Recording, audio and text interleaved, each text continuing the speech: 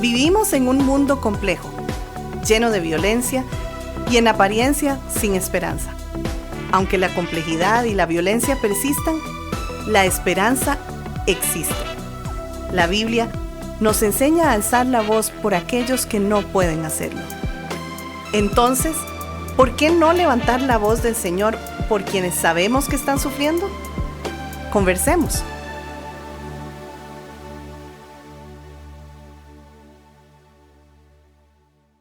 Cuando una persona ha sufrido maltrato de manera sostenida dentro de una relación significativa, especialmente en el ámbito conyugal, es posible que de forma inconsciente haya interiorizado esos patrones relacionales pecaminosos. Esos esquemas aprendidos pueden luego reproducirse en el trato hacia otras personas a su cargo, como hijos o padres mayores. Sin embargo, esta distorsión del carácter no es irreversible, porque a través de una relación viva con Jesucristo, la transformación es posible. El apóstol Pablo enseña que, aunque estamos inmersos en un mundo marcado por el pecado y sus consecuencias, el Espíritu Santo toma de las riquezas de Cristo y las traslada a nuestro ser interior. Así, Cristo puede ser formado en nosotros, trayendo sanación, restauración y una vida renovada. Mi hermano, con esta esperanza en Cristo, ¿verdad? Te saludo en esta mañana. Como siempre es bueno estar con vos y justo me robaste la palabra. Cuando ibas hablando pensaba en la esperanza de una posible transformación en Cristo. ¿Verdad? Claro. De una realidad, un acecho de prácticas, como muy bien dijiste, pecaminosas, afectan a conductas relacionales, íntimas como en el matrimonio, pero siempre hay una esperanza. Sí. Y es que no podemos nosotros confrontar de una manera responsable aquello que no sepamos identificar. Claro, creo que el programa pasado, en un punto, hablamos de esto. Es una premisa. Es una premisa de sí. Levanta, ¿verdad? No podemos tratar lo que no hemos identificado. Exactamente. ¿Verdad? Y ya saberlo, dijimos, aunque sea doloroso, pero ya pues sabemos qué es y cómo entonces comenzar a tratarlo. Así que continuemos entonces identificando, en este caso, las consecuencias de la introyección, que hablamos que es la asimilación de los actos violentos del victimario hacia la víctima. Claro. Podríamos también, ¿verdad?, entenderlos como los antivalores del agresor. Que es lo que el agresor hace, que la víctima asimila y que después proyecta. Claro. Y vos sabés que pienso que es como asimilar las heridas del agresor. Las heridas emocionales, ¿verdad? Y que sumadas a las heridas propias van dando un conflicto en cuanto a nuestro carácter y que con el tiempo se van asimilando en una personalidad asumida. Y es que, como estás hablando de identificación, en la introyección se dará lo que se llama un desplazamiento emocional. Por ejemplo, la madre imposibilitada de defenderse o saber cómo, ¿verdad? Expresar su rabia, ¿verdad? Su estado en contra hacia el verdadero agresor por miedo o por dependencia, ¿verdad? Porque puede ser que dependa económicamente de muchas cosas, ¿no? ¿Qué va a hacer? Desplaza su ira hacia un blanco más vulnerable, como son sus hijos.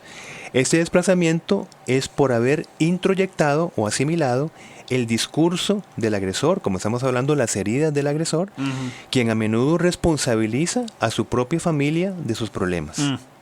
Hablamos entonces de una replicación de la herida, es decir, la herida que vos mencionas anteriormente, el abusador produce otra herida en la víctima. Totalmente. Y la víctima entonces, dentro de la introyección, usando ese ejemplo que hacía sobre la madre, ella tiene la idea de que quien te ama te trata con mano dura. Ajá, entonces a mí, mi figura de apego, mi esposo, mi esposa, el abusador, sea quien sea, me ama y me trata con mano dura. Luego justifico la agresión como una forma de, llamémosle, entre comillas muy grandes, corregir o proteger a la víctima de su propio error. Claro. Y eso lleva a no diferenciar algo muy importante, el límite que hay entre un cuidado amoroso y el control. Sí. Que son cosas que el límite son muy, muy importantes, el límite amoroso, y el control es totalmente destructivo. Claro. Que inclusive en papás con hijos adultos, la introyección puede todavía manifestarse en esto, en no hacer la diferencia entre amar y controlar. Claro. Y en programas que hablamos de hijos adultos, ¿verdad? Estamos hablando pues de esas tendencias a confundir previamente ese antivalor del amor con control, ¿okay? Claro. Recibido. se introyecta y luego forma parte relativamente estable de cómo yo me relaciono con figuras significativas, en este caso con mis hijos. Entonces ya son adultos y sigo controlando a mis hijos de manera inconsciente, todavía confundiendo que esto es amor y protección y una responsabilidad como madre o como padre. Y eso crea sistemas totalmente disfuncionales. Totalmente. Donde está la mamá de un hijo adulto con 40 años diciéndole que se acuerde tomarse la pastillita y acuérdese, no salga a tal hora y... Exacto. Y qué interesante acercarnos a que esto ya le podemos dar un nombre que es introyección.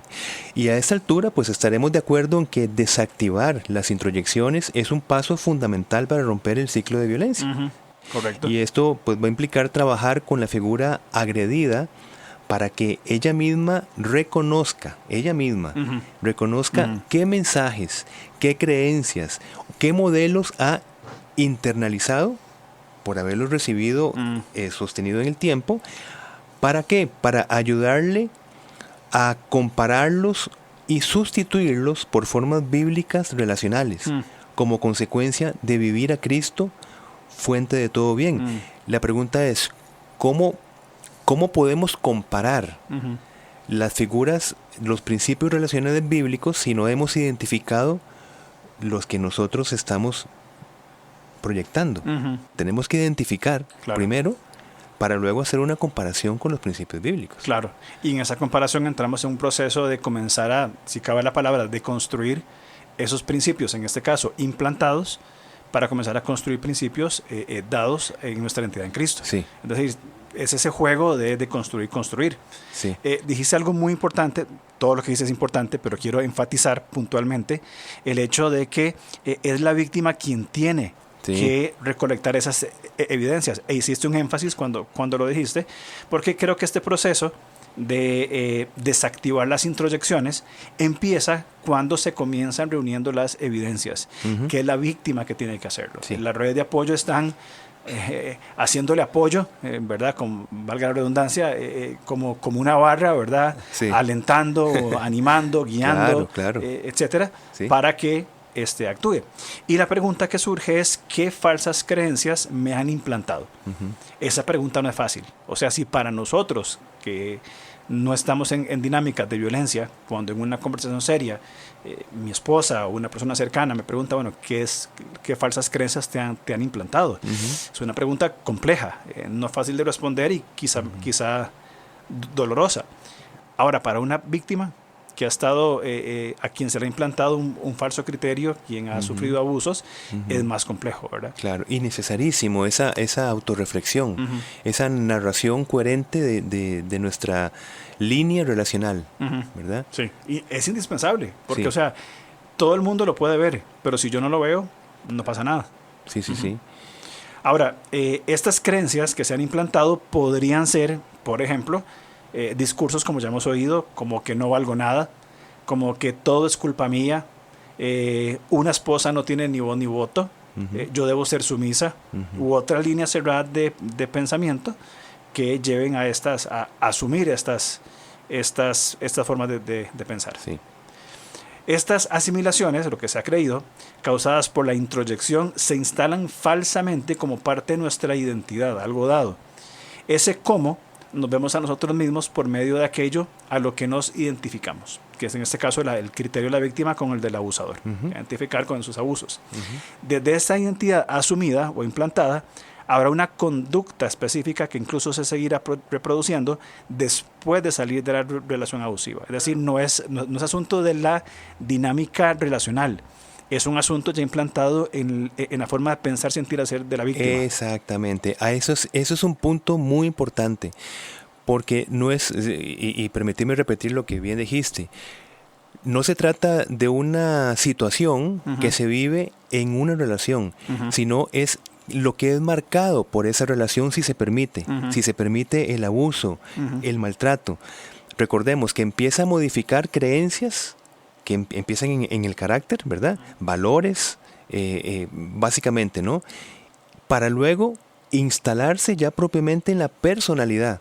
Ese cómo pensamos, sentimos y actuamos. Entonces, aunque esta relación, por ejemplo, ya no esté más, la persona ya queda, desde esa experiencia, queda prácticamente como ya un rasgo de su personalidad. Ajá. Porque recordemos que la personalidad es tanto lo innato como lo adquirido en nuestro entorno, pues, ¿no? Y que es lo más constante que se mantiene. Es decir, como vos decías en el programa anterior, él se mantiene razonablemente estable durante mucho tiempo. ¿Sí? Pero ahora se modifica, usemos una metáfora, el ADN de la personalidad es modificado por la inserción de estas formas de abuso. Y ya no es un asunto de carácter, sino de personalidad.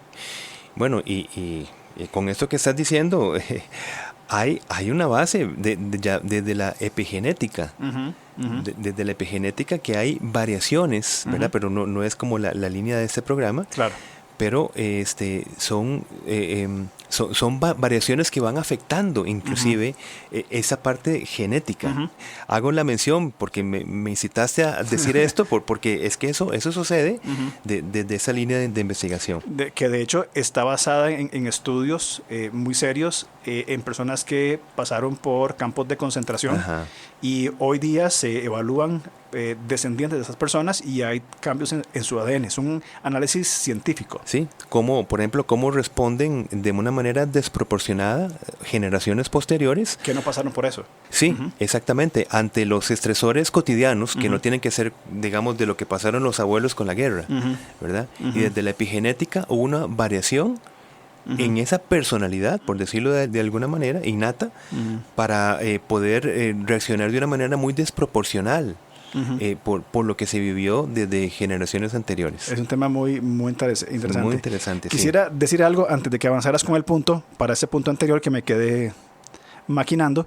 Si entendemos entonces que la introyección no es una dinámica relacional, sino un asunto ya de una afectación de la personalidad, quiere decir que cuando la víctima salga de esta relación abusiva, probablemente va a tener la falsa esperanza de decir, ahora sí voy a encontrar a un hombre o una mujer que ya no me va a violentar. Sin embargo, viene ya con esa imposición en su forma en su personalidad, que va a afectar en la misma línea de violencia las nuevas violaciones. Y es como sumar nuevas heridas a las propias, porque de hecho, aunque no haya introyección, una persona que termina una relación e inicia otra, va a cargar con sus propias heridas. Y vamos a decir, las heridas desde su crianza, desde todo, ¿no? Ya con eso es todo un tema, ¿no? Que hay que buscar cómo sanar esas heridas, ¿ves? Para tener una relación saludable. Bien. Ahora, si a esas heridas se suman las heridas que se cargan desde la relación abusiva, entonces estamos hablando de muchísimo más conflicto relacional interno que se va a proyectar con más fuerza hacia esas nuevas relaciones. Entonces yo aquí apelo a lo que vos dijiste en la introducción, el hecho de que tenemos esperanza no de cambiar de situación, de que un nuevo amor me va a dar una vida nueva, sino que en Jesucristo hay una transformación de la identidad. Claro, porque solamente Él ahora sí sana nuestras heridas, es el sanador, sana nuestras heridas, uno, porque el papel de Jesucristo bíblicamente es básicamente como quitar y dar. Quitar y dar. Él quita el pecado y Él da el Espíritu Santo. Correcto. Entonces, en nuestra relación con Jesucristo pasa lo mismo. Él quita nuestras heridas, pero Él nos da vida nueva. Nos da un nuevo carácter. Se quita y da. Sí, de hecho, en los talleres de Levanta, cuando hablamos de identidad, hablamos de ese principio de despojarse o desechar y de tomar algo nuevo. Despojados de la vieja ropa, vestidos de la nueva, desechada del viejo hombre, vestidos del nuevo. Claro. Esta es esa dinámica de quitar y dar. Y es que el admitir que se ha estado bajo la influencia de una relación alejada del propósito de Dios es esencial para lograr una narración coherente de una situación que podría parecer altamente confusa. Por ejemplo, sufrí por muchos años abuso en mi matrimonio, incluso desde mi infancia. Esas ideas que vivo como propias, en realidad fueron impuestas. Eso es desde una narración propia, ¿no? No vienen del Señor y no reflejan el carácter que Jesús ya ganó por mí. ¿Ves? Eso es parte de una, como digo, de una autorrevisión, una visualización de esa línea relacional de nuestras heridas, ¿verdad? Esto no es a lo que yo estoy llamado ahora en Jesucristo, claro. ¿verdad? Hay una vida nueva. Totalmente, sí. Hay una nueva oportunidad Exacto. que tenemos que ir descubriendo porque somos tendientes a pensar que estamos en Cristo utilizando los recursos de la vieja vida. Claro. Porque es como lo que habituamos, resolver los conflictos desde el antes, desde la forma, desde la herida, ¿verdad? Y no nos hemos dado cuenta que tenemos nuevos recursos, pero que tenemos que ir descubriendo conforme los vayamos poniendo en práctica. Desde la acción, como hemos dicho en otros programas, vivir nuestra identidad. Porque yo puedo asumir intelectualmente que soy nueva persona, claro, pero yo sigo viviendo o tomando acciones desde la vieja persona. Tengo que tomar esas nuevas experiencias emocionales, espirituales, relacionales, ya desde la nueva identidad. ¿Qué es la nueva identidad? El modelaje de Jesucristo. Totalmente de acuerdo.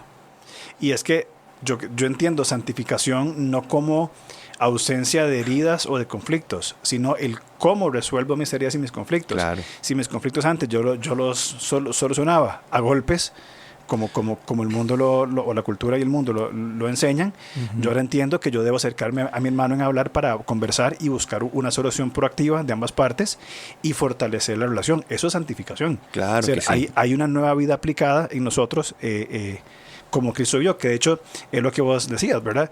Volviendo al punto, hablamos de que una sana consejería guía a la persona a nombrar lo que ha introyectado. Exacto. Es decir, es esto, puntualmente, con nombre y apellido. Sí.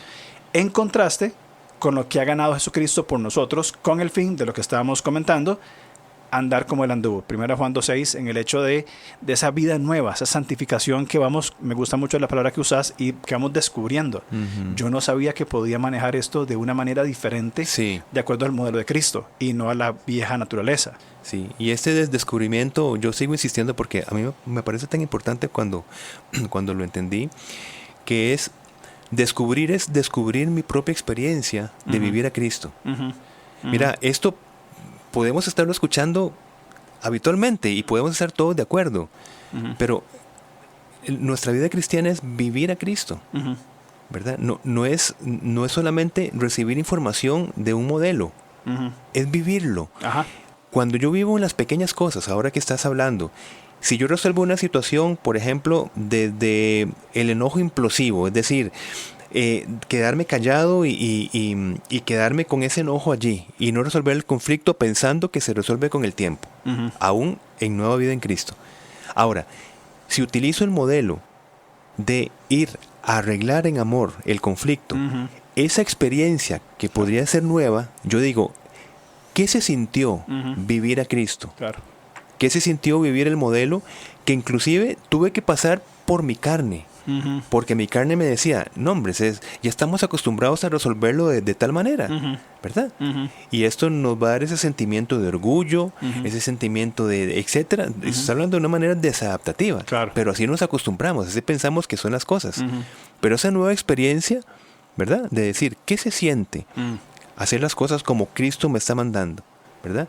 Esa experiencia me motivará a seguir viviendo nuevas experiencias. Claro. En fin, a vivir la identidad que tengo en Cristo. Y Él termina en santificación, porque ahora vivo diferente. Exactamente, claro. Ese es el proceso de santificación. Y qué bueno esto que este ejemplo que estás poniendo, porque eso nos coloca a nosotros en aceptar nuestra identidad. A ver, había un autor, no me acuerdo quién era, que decía que tenemos que considerar el pecado como parte de nuestra identidad. Porque vos decías, pasamos por la carne en un punto, en este descubrimiento. Pero una vez probado lo que se siente vivir a Cristo, y creo que eso es una pregunta muy interesante para hacernos, ¿qué se siente vivir a Cristo? Claro. No cuánto sabemos de Cristo. Sí. Porque sabemos un montón. Son años y libros y años y años. Pero ¿qué se siente vivir a Cristo? La experiencia de lo que antes resolvía de una manera, hoy por la vivencia de Cristo en mí, la resuelvo diferente. Sí, ¿Qué se siente? Sí. Y quiero más de eso. Y esto que estás diciendo, de este pecado que continúa en nosotros, sigo con tu frase, ¿qué se siente? Lo matizaría así. ¿Qué se siente ahora vivir desde el poder de Cristo la tendencia pecaminosa que todavía está, pero ahora enfrentada? Porque si nosotros vamos a nuevas experiencias, si las vivimos es por el poder de Cristo, por los recursos de Cristo, desde nuestra, digamos, no es que yo decido tener nuevas experiencias, no, es que si yo me impulso a nuevas experiencias es porque estoy, de alguna manera, tomando el poder de Cristo en mí para que me lleve, me impulse a vivir nuevas experiencias. Yo lo que hago es que me dispongo a creer que ese poder está actuando en mí. Entonces, vivo en pecado, ¿verdad? Hasta que Cristo regrese, pero mientras tanto, va a ser la experiencia de poder vencer el pecado en las fuerzas de Cristo. Correcto. Con esas nuevas experiencias. Correcto. Yo no sé, eso es una opinión muy personal, y yo creo que inclusive hay algo, no sé si la palabra místico es correcta o no, pero es eso que yo no sé cómo pasa. O sea, porque vos decías, no depende de mí. O sea, yo no puedo ser muy espiritual, ni muy bueno, ni muy cristiano. O sea, yo me dispongo para que Cristo obre. Y cuando lo permito, Él comienza a orar a través de mí, haciendo evidentemente lo que me corresponde en mi rol de disposición, de humildad, de sumisión. Sí. Pero al fin y al cabo es Cristo viviendo en mí. Sí, y cuando vivo esa experiencia, lo que voy a decir es, yo quiero más de esto. Sí. Porque me ahorro consecuencias, dolores de cabeza, conflictos, sano mis heridas, ahora puedo responder diferente. Claro. Yo quiero más de esto. Inclusive, permitime decirte que eso sería vivir el misterio. Ajá. Porque recordemos que en la Biblia un misterio es algo oculto hasta que el Señor lo revele. Entonces yo estoy viviendo un misterio en el sentido de algo que Dios ha revelado. Ya yo puedo saber qué está pasando en mí por la obra consumada de Cristo y la acción del Espíritu Santo. Y eso es un misterio. Dices, es un misterio, pero es un misterio revelado. Sí. Que Dios lo permitió. Y lo hace. Lo hizo, lo muestra, lo revela. Sí. Digamos, es un misterio revelado, sí. Te comparto algo así te comparto a vos y a todos los que escuchan, ¿verdad? Algo muy interesante que me ha pasado en ese tiempo. Yo estaba acostumbrado a ciertas formas de mi tiempo de Biblia y oración. Hace un tiempo, y creo que lo comentamos en un punto en la oficina, comenzamos a hablar sobre la oración contemplativa, el hecho de orar las escrituras y ciertas prácticas más de intimidad con Dios, ¿verdad? Ya no sistematizar tanto esa lectura o esa oración, sino más contemplativo de buscar esa intimidad con Dios, ¿verdad? Sí. Vieras el cambio de, llamémoslo así, de sistematizar y hacer, Señor, aquí estoy. Señor, esto es lo que hay. Sí. Aquí estoy. Estoy con tu palabra, estoy en oración. Y el cambio, entendiéndose correctamente lo que quiero decir, de cómo el Señor habla y satisface todas mis líneas. Primero la espiritual, pero la línea relacional, la línea emocional, la línea ministerial, han sido como una nivelación de aspectos de la vida. Decir, ok, ¿qué es lo que está pasando? Creo que esa intimidad con el Señor, decir, este misterio que antes no era conocido y ahora ha sido revelado en esas experiencias, y decir, yo quiero más de esto. Qué hermoso que lo compartas. Es supongo que es como la rica vivencia de la desestructuración relacional con Dios. Exacto. Tengo que hacer un devocional de tanto tiempo, luego tengo que hacer tal cosa. Esas estructuras pueden ahogar la intimidad con Dios. De acuerdo. Es una tarea más. Claro check, que sí. Check. Exactamente. Sí, correcto. Sí. Muy bien, bueno, imagínate. Pero tomando esto de andar como él anduvo, de 1 Juan 2.6 que mencionabas, 1 Juan 2.6 empieza diciendo que el que permanece en él debe andar como él anduvo. Entonces, andar o interactuar en el mundo, a ejemplo de Jesús, es una consecuencia de permanecer priorizando lo que Cristo dice que somos. Correcto. No lo que el agresor en nuestro contexto dice que somos, que lo dice desde sus heridas también, ¿verdad? Que nosotros introyectamos y las sumamos a nuestras propias heridas. Bueno, Jesús también dijo en Juan 10, 3 al 5, que Él va delante de sus ovejas, que sus ovejas oyen su voz.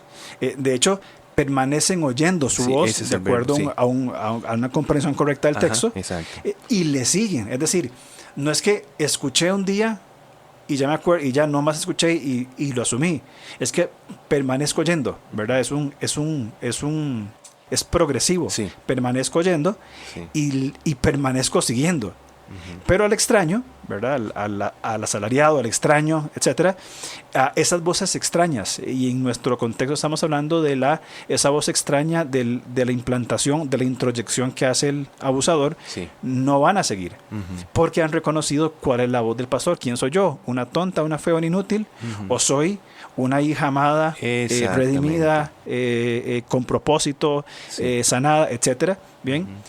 Y obviamente van a huir del ladrón. Que la violencia, de hecho, es una experiencia de robo. Exactamente. ¿Verdad? Porque no reconocen cuál es la voz de los extraños. Exactamente, sí.